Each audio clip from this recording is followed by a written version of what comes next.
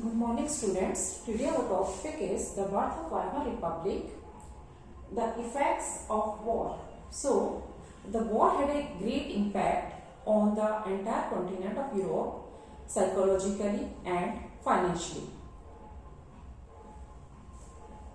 The war had a great impact on the entire continent of Europe, psychologically and financially.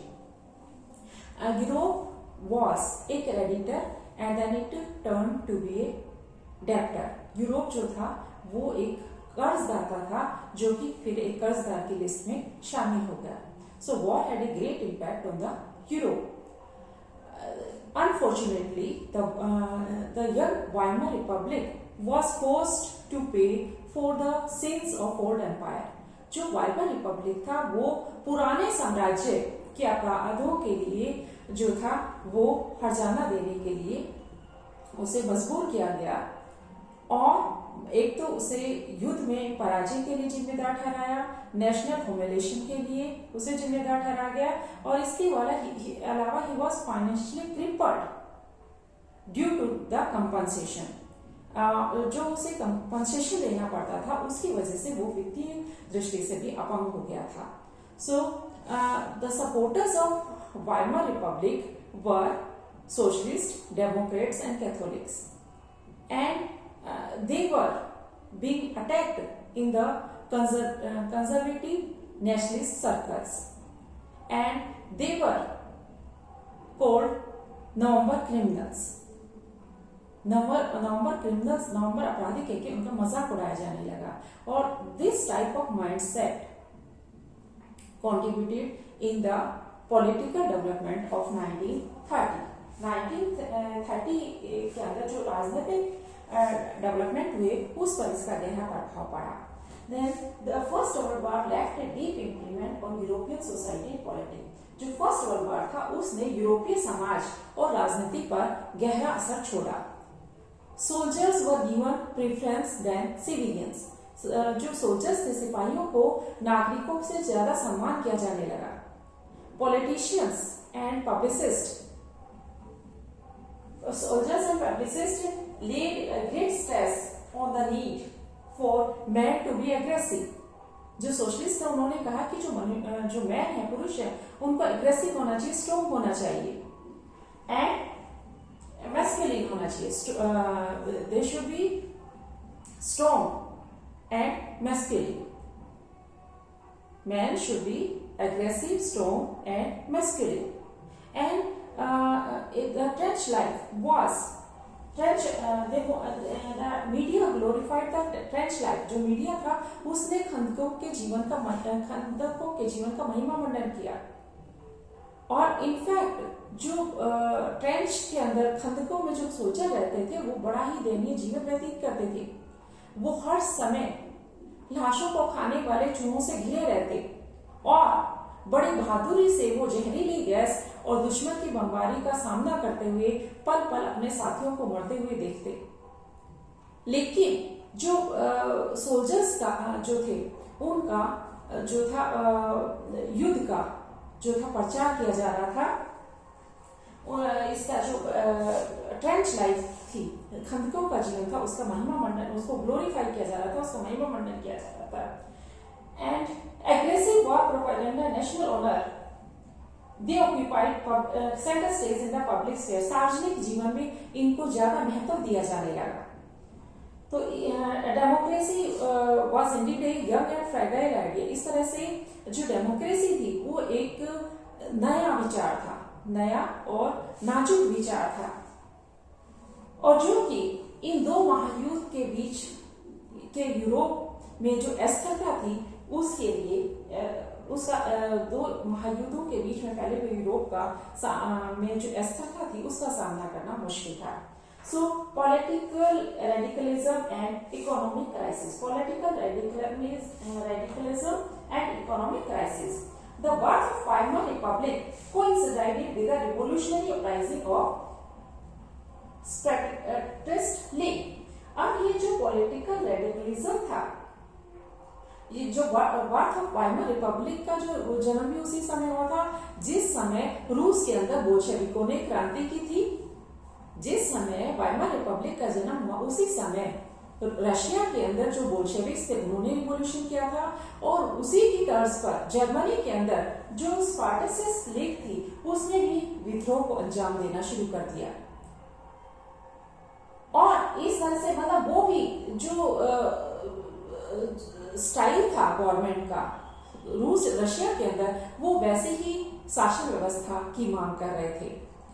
और इस तरह से लेकिन जिन्होंने इसका विरोध किया, इस विद्रोह का विरोध किया, वो सोशलिस्ट और डेमोक्रेट्स थे।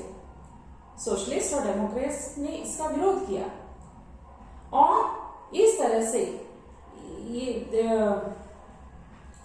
वाइमर जो था वो वाइमर के अंदर मिले द वाइमर रिपब्लिक जो था उसने इसको कुचल दिया, इस विद्रोह को कुचल दिया। पूर्व सैनिकों की मदद से एक संगठन था, एक ऑर्गेनाइजेशन थी, ऑर्गेनाइजेशन फ्री कॉप्स के नाम से एक ऑर्गेनाइजेशन थी, उसकी मदद से जो वाइमर रिपब्लिक था उसने इस विद्रोह को कुचल दिया।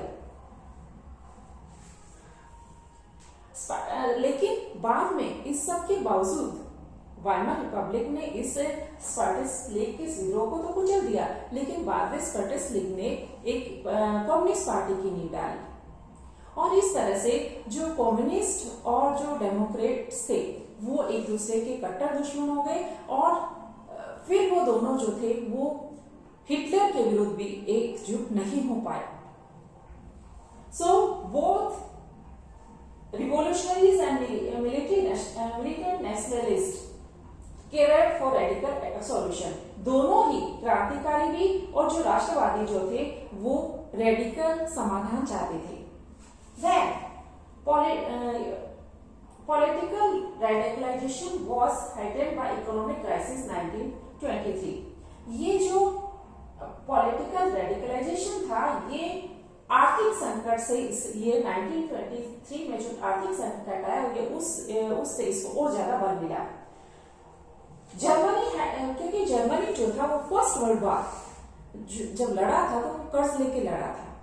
इसके अलावा उसे युद्ध के बाद जो था कंपनसेशन भी देना पड़ा, तो और ये सब उसे अपने गोल्ड देना पड़ा, गोल्ड रिजर्व देना पड़ा, जिससे उसके गोल्ड रिजर्व समाप्त होते जा रहे थे। फिर 1923 में जर्मनी रिफ्यूज टू पे द कंपनसेशन। 1923 में जर्मनी ने कंपनसेशन देने से मना कर दिया। सो जो फ्रांसीसी थे, फ्रेंच ने उन्होंने क्या किया कि जो जर्मनी का एक लीडिंग इंडस्ट्रियल एरिया था रूर, उसने कब्जा कर लिया और उसके अंदर जो थे कोयले के भंडार थे। अब जो जर्मनी थी, Germany resisted this act of French people. Germany ने इस एक्ट का विरोध किया। कैसे किया?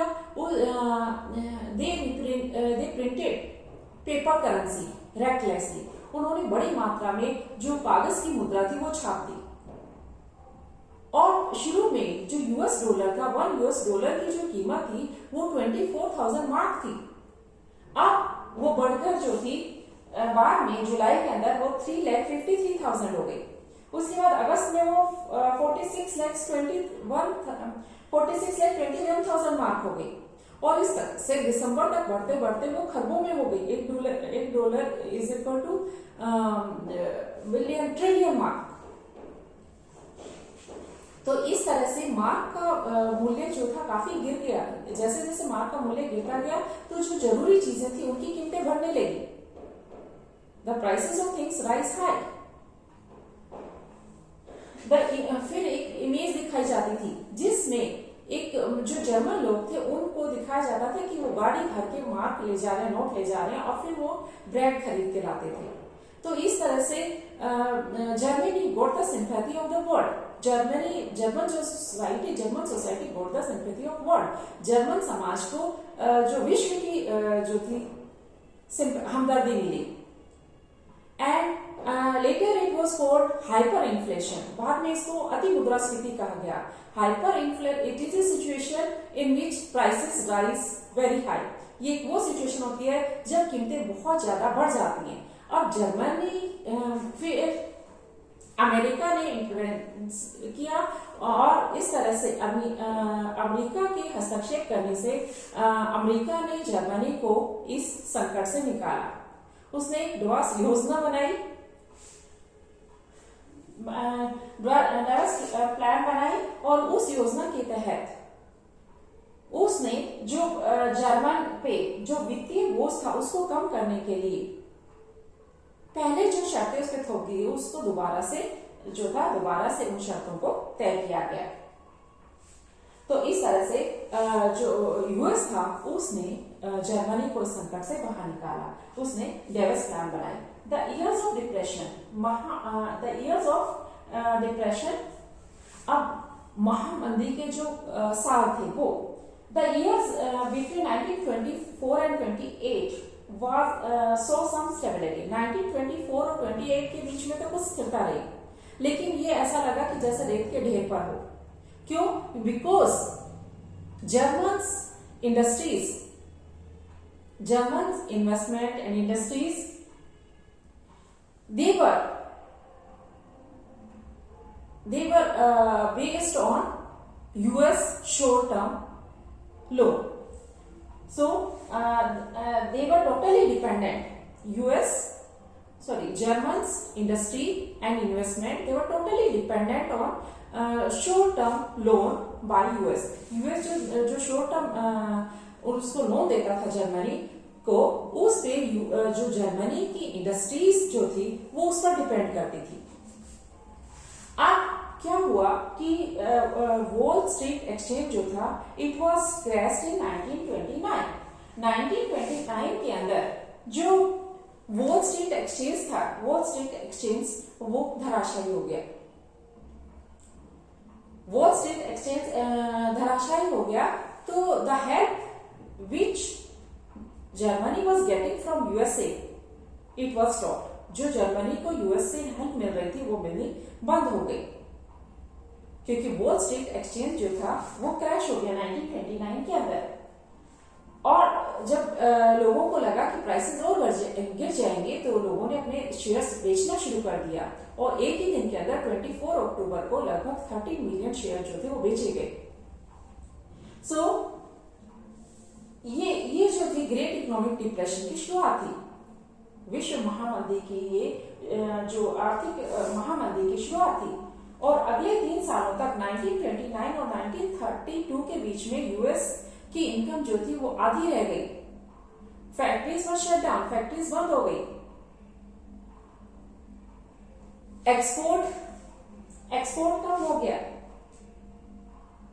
किसान भी बुरी तरह प्रभावित हुए एंड जो सट्टेबाज थे उन्होंने बाजार से पैसा खींचना शुरू कर दिया। So the effects of this recession in the US economy were felt worldwide. US अर्थव्यवस्था पे जो ये प्रभाव पड़ा, यूएस अर्थव्यवस्था में जो ये मंदी आई, इसका प्रभाव जो था विश्व में अनुभव किया गया। So the German economy was worst hit. German economy was worst hit by this. जो जर्मन की अर्थव्यवस्था थी वो इस इकोनॉमिक क्राइसिस से बहुत ज्यादा प्रभावित हुई। 1932 तक जो इंडस्ट्रियल प्रोडक्शन था जर्मनी का वो 1929 में जितना होता था उससे जो जर्मनी का प्रोडक्शन 1932 में 40% रह गया। वर्कर्स लॉस थे, जो वर्कर्स ने या तो अपनी जॉब खो दी या फिर दे गॉट लेस वेजेस, उनको कम मजदूरी मिलती थी। And the workers were seen in the streets having placards in their around their necks। Workers को गलियों में देखा जाता था, उनकी गलियों में उनकी गर्दन में तख्ती पड़ी रहती थी जिसपे लिखा होता था कि willing to do any work, कि वो कोई भी काम करने के लिए तैयार हैं। तो इस तरह से जो वर्कर्स की कंडीशन थी वो काफी खराब हो गई और अनएम्प्लॉयड यूथ्स जो थे या तो वो कार्ड्स खेलते थे या गलियों में इधर उधर नुक्कड़ पे बैठे दिखते थे या फिर वो क्रिमिनल एक्टिविटीज में जो थे वो शामिल हो गए। सो इस तरह से जैसे जैसे जॉब चलेगी, मतलब वहां पे लगभग 6 मिलियन पीपल जो थे दे वर अनएम्प्लॉयड, 6 मिलियन लोग जो थे वो बेरोजगार हो गए। और इस तरह से जैसे जैसे जॉब एग्रेशन हुई, youth took to criminal activities, युवा जो था वो क्रिमिनल एक्टिविटीज में लिप्त हो गया। The economic crisis had a deep anxiety and fears in the people. इस आर्थिक संकट का लोगों में डर बैठ गया। जो middle class included professionals and pensioners, they feared because their savings reduced. उनकी जो बचत थी वो कम हो गई, उनकी बचत कम हो गई। As the currency lost its value, small business, self-employed and retailers suffered as their business went. So this section of society was filled with the fear of proletarianization. समाज का ये जो वर्ग था ये बहुत ज्यादा डर गया, सबाहट से डर गया। ये डर गया कि कभी ये वर्किंग क्लास में मतलब वर्कर्स ना बन जाए, मतलब या फिर इनके पास कोई जॉब ही ना हो काम करने के लिए। सिर्फ एक वर्ग था जो ऑर्गेनाइज्ड वर्कर्स थे। ऑर्गेनाइज्ड वर्कर्स जो थे वो उनकी हिम्मत बची हुई थी ऑर्गेनाइज्ड वर्कर्स की, लेकिन वो भी unemployment weakened their bargaining power, जो बेरोजगारी थी उसने उनकी बार्गेनिंग पावर को कम कर दिया था। Big business was in crisis, big business जो था, बड़े व्यापारी भी, वो भी संकट में था। इसके अलावा जो पीजेंट्स थे they were suffered because the prices of things fell. जो किसान थे वो भी परेशान थे क्योंकि उनकी चीजों की कीमतें गिर गई थी। And the moment they were unable to fill the stomach of their children, जो महिलाएं थी वो अपने बच्चों का पेट नहीं भर पा रही थी। So they were filled with a sense of despair. इसके अलावा the defects of Weimar republic, Weimar republic जो था उसमें कुछ कमियां थी। वाइमर रिपब्लिक वाज फ्रेजाइल, कमजोर था, because it had some inherent defects. इसमें कुछ जो थे कमियां थी। वो कमियां कौन सी थी? And the defects which made it unstable, जिसने इसको अनस्टेबल बनाया, and vulnerable to dictatorship. And the defects first was proportional, one was proportional representation, और इसकी वजह से कोई भी पार्टी मेजोरिटी नहीं ले पाती थी, और इस वजह से कोalition गवर्नमेंट बनती थी। दूसरी कमी, second defect was the article 48। Article 48 it gave president the powers to impose emergency.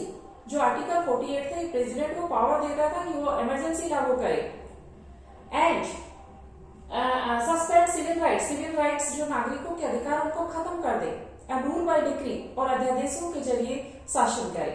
तो ये दो कमियां थी, एक तो proportional representation, and second was article 48। Article 48 gave power to the president to impose emergency, suspend civil rights and rule by decree. So within a short period, अपने से छोटे से जीवन काल में वाइमर रिपब्लिक जो था इसने 20 कैबिनेट्स देखे, 20 अलग मंत्रिमंडल देखे, और जिनकी जो टाइम एवरेज थी वो 239 डेज थी। और उस समय आर्टिकल 48 का भी काफी इस्तेमाल किया गया, लेकिन इस सब के बावजूद भी जो क्राइसिस था वो खत्म नहीं हुआ, और लोगों का इस जो पार्लियामेंट्री सिस्टम था इसमें से भी विश्वास उठ गया, क्योंकि वो उनके लिए कोई सॉल्यूशन नहीं खोज पा रहे थे। इस तरह से लोगों ने डेमोक्रेटिक पार्लियामेंट्री सिस्टम में अपना विश्वास खो दिया, क्योंकि वो उन्हें कोई भी हल जो था उनकी समस्याओं का समाधान नहीं देता था। इस तरह से आपने देखा कि इफेक्ट्स क्या हुए युद्ध के, political radicalism and economic crisis and the year of depression. So okay students, next topic we will do in the next class. Thank you.